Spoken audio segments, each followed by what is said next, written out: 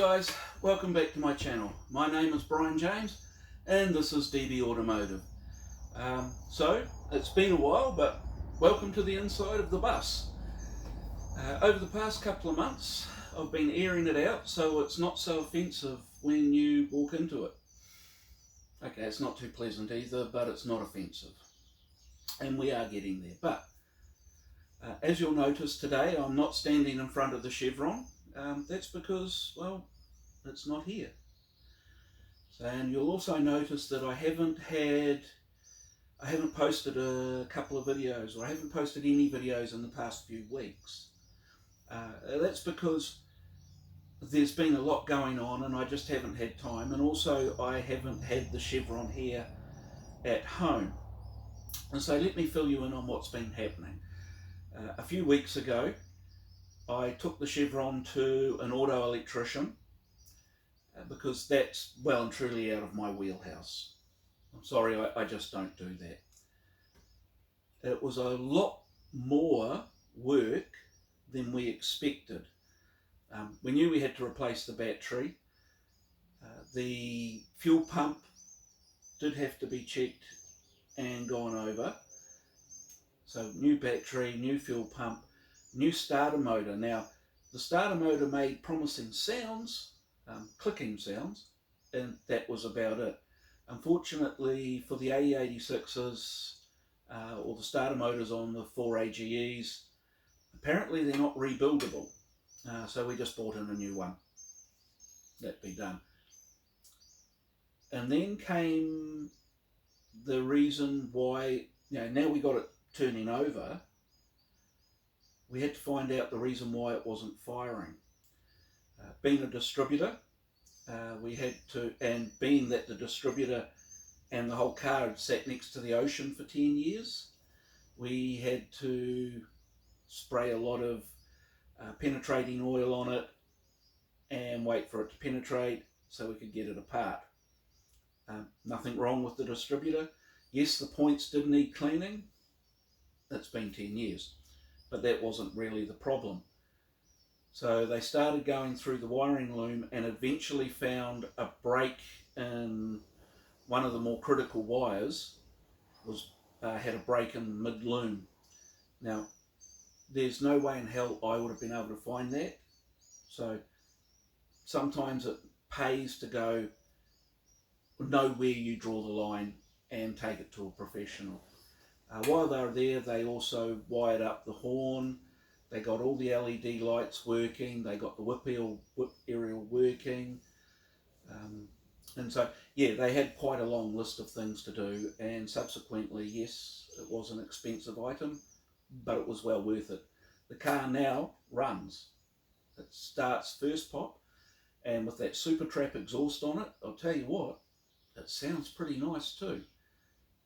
So then, once we had the auto sparkies do their thing on it, I dragged it back to work, my workshop, where my job is, not my workshop at home, and I did a bit of work on it there. So the work I did on it back at my workshop was we bolted in the floor, so that's all now drilled and tapped. I didn't rivet it, again for the same reason I don't rivet pretty much everything. It's the ability to take it off in the future to have easy access to things. There's nothing worse than drilling out rivets. I detest it. So they're all drilled and tapped. The seats have been bolted in. The battery tray is now bolted in, and I made up all the bracketry to hold the new battery in. The bash guard underneath is bolted in as well, and I know there's a couple more things that were done. But so where we're at with the Chevron now is that on Tuesday I will take it to a auto upholstery place in Morrinsville. I already have a tourniquet cover for it, or tourniquet cover for it, but it doesn't fit anymore, and it's the old one. But it's in good condition and it's made of good material, so I figured I'll just give it to them and get them to make it fit. No need to make a whole new one. It's all about saving money, of which I don't have a hell of a lot left after the auto sparky. Go figure. Once that's happened, I will need to take it in and get it wheel alignment done on it. So because of the independent rear end, and because that's all been powder coated, everything's gone back together, that hasn't been aligned, and neither is the front end. So a decent wheel alignment with someone that knows what they're doing will do it the world of wonders. And then we're at the stage where I need an overflow bottle for the radiator, and I need an electric fan to keep it cool. And then it's ready for its warrant of fitness. I'm pretty sure I've got everything done. As I say, at the workshop, I've actually had it moving around, and actually thinking about it, I'll need to do the fluids in the main points. I'll need to change out the oil in the diff, the gearbox, the engine, do a filter for the engine. I've put a new fan belt, alternator belt on it. So once we get all of those sorted, and some coolant, glycol, some antifreeze in the motor to stop any corrosion as well, then I think we're ready for the road and start road testing and getting it ready for its warrant of fitness. So exciting times, things are coming to a head, and so it should be rather interesting. Now, that's the reason I'm brought you into the bus, is that there's nothing to see in the shed because the car's not there. And this is going to be the next project. Now, most of you already know it. I was at a party on Saturday night, and people were actually asking about the bus. When am I going to start it? What's happening with it? So we'll start doing the teasers, and yes, I am looking forward to doing this. I've already washed, cut and polished one side of the bus. So over summer I'll be doing the other side.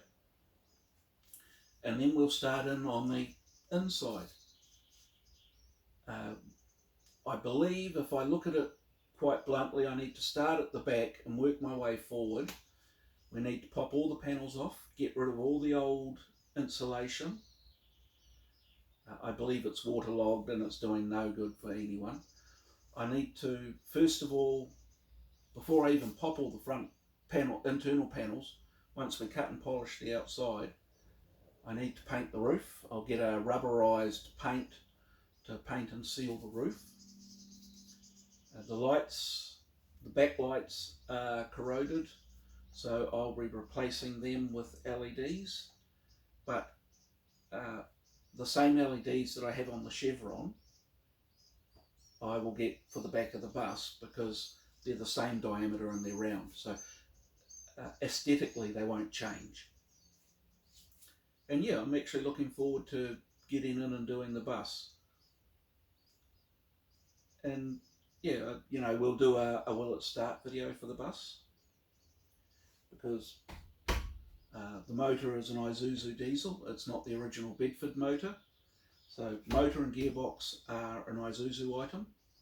Now it had been certified with all of that running gear in it, and from what I can understand, it's in really good condition, so hopefully it will start and purr like a kitten, or rattle like a diesel.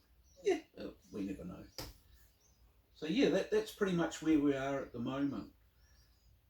Once I do get the Chevron on the road, I plan on doing a few road trips with it. Well, quite a lot of road trips, that's what it's built for. And I will be taking you guys with me.